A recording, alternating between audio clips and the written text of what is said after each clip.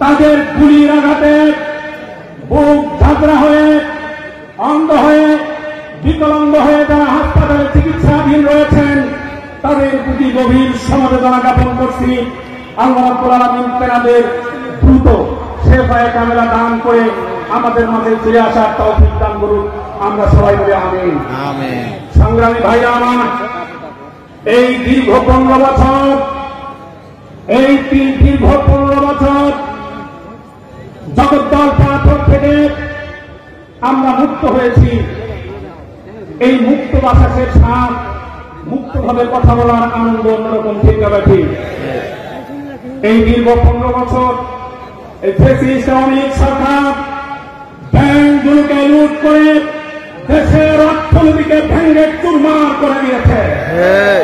শুধু তাই নয়, জাহাঙ্গীরনগর ইউনিভার্সিটিতে এই আওয়ামী লীগের সোনার ছেলেরা একসাথে ধর্ষণ করে মিষ্টি বিতরণ করে ধর্ষণের সেলফি পালন করেছে, ঠিক না লেখে?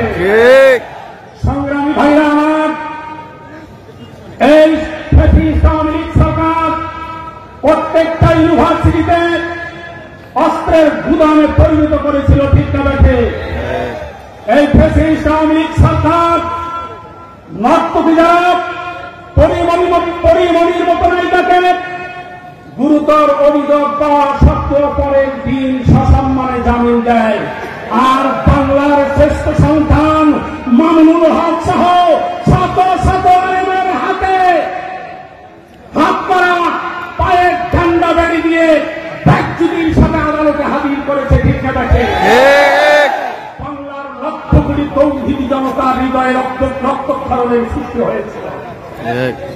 সংগ্রামী ভাইরা আমার, শুধু তাই নয়, 2013 সালের 5ই মে শাপলা চত্বরে ঘুমন্ত মুসলমানদের উপর বর্বরতার সাথে গুলি চালিয়ে তাদেরকে নির্মমভাবে হত্যা করা হয়েছে।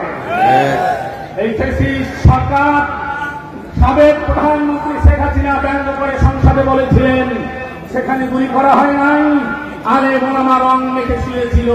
কত বড় ওলামাদের সাথে মশকরা তেনারা করেছিলেন। সংগ্রামী ভাইরা আমার, এই বৈষম্য বিরোধী ছাত্র আন্দোলনের যে সকল ভাই এই ফ্যাসিস্ট সরকারের উৎখাতের জন্য আন্দোলন করেছে, সংগ্রাম করেছে, সর্বস্তরের জনসাধারণ সকল দল মত মিলে এই ফ্যাসিস্ট সরকারকে দেশ থেকে পালাতে বাধ্য করেছে, আমরা তাদেরকে এই সমাবেশ থেকে আবার মোবারকবাদ জানাই। সংগ্রামী ভাইরা আমার, তাদের অপরাধের পাল্লা এতটাই ভারী হয়েছিল যে পরনের কাপড় টুকু ছাড়া এক খণ্ড কাপড় নেওয়ার সুযোগ পায় না। দুপুরের রান্না করা খাবার টুকু খাবার সুযোগ হয় নাই। সংগ্রামী ভাইরা আমার, আমি শুধু আপনাদেরকে এতটুকু বলবো, এই স্বাধীনতার 53 বছরে অনেক সরকারের আমরা শাসন দেখেছি। আমরা শান্তি আশায় এক সরকারকে টেনে নামিয়েছি, আর এক সরকারকে ক্ষমতায় বসিয়েছি। লক্ষ্য ছিল শান্তি, কিন্তু শান্তি আসে না। কারণ শুধু নেতার পরিবর্তন হলে হবে না, নীতির পরিবর্তন দরকার। কেমন পর্যন্ত যদি এরকম সরকার পরিবর্তন হয়, নেতার পরিবর্তন হয়, বাংলার জনগণের তকদিরের পরিবর্তন সম্ভব নয়। কারণ আপনি তেঁতুল গাছ গেলে আপনি আল্লাহর কাছে যদি লেসুর আশা করেন, এটা যেমন বোকামি, তদ্রুপ ঘুষখোর, বদমাইশ, বাটপার নেতাদের বারবার ভোট দিয়ে আপনি মদিনার শান্তি খুঁজবেন, এটাও কোনদিন সম্ভব নয়।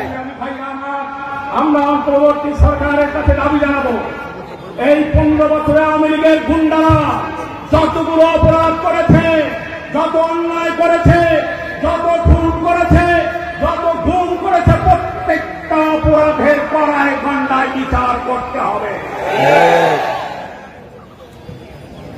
সংগ্রামী ভাইরা আমার, আমরা এতটুকু বলবো, এই বৈষম্য বিরোধী ছাত্র আন্দোলনের যে সকল ভাই আন্দোলন করেছিলেন, তারা বৈষম্যের বিরুদ্ধে আন্দোলন করেছিলেন যাতে অন্যায় না হয়, মিথ্যা মামলা না হয়। কিন্তু আমরা কি দেখছি, এই মুগ্ধ আবু সাইদের রক্ত শুকাতে না শুকাতে আমাদের বাংলাদেশের একটা বৃহত্তম দল যারা ক্ষমতায় যাওয়ার স্বপ্ন দেখে, তারা গোটা দেশকে গিয়ে খাওয়ার স্বপ্ন দেখছে।